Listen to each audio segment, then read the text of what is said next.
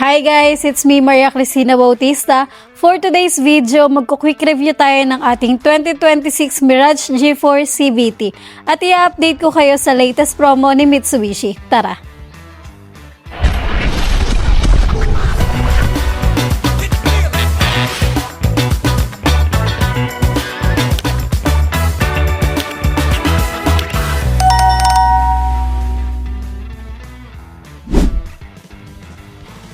Ang ating Mirage G4 ay gumagamit ng green laminated windshield.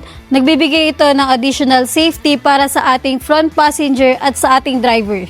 Pagdating naman sa ilaw natin, gumagamit tayo dito ng LED daytime running lights and LED headlights. Nagbibigay ito ng better visibility even sa low light condition. Pagdating naman sa ating front grille, gumagamit tayo dito ng dynamic shield fascia with honeycomb design. Pagdating naman sa ating engine, gumagamit tayo ng 1.2 liters 3-in-line with MIVEC technology.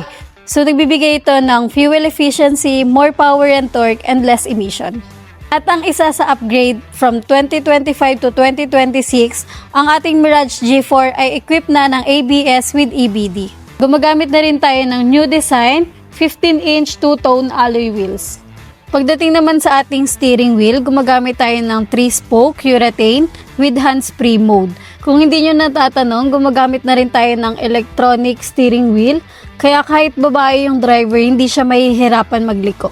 Meron na rin tayo ditong naka-built-in na 7-inch infotainment system. Ma-access natin siya through Android Auto and Apple CarPlay.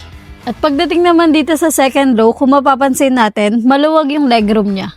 At ang ating Mirage G4 ay may 42 fuel tank capacity at kaya niya ring tumakbo ng 22 km per liter. At ang ating Mirage G4 ay gumagamit ng LED tail lights with black garnish. At alam mo ba na naka-promo ang ating Mirage G4 ng 5,000 all-in down payment and 17,000 monthly amortization? At pag sa akin ka kumuha, bibigyan kita ng worth 20,000 na car accessory.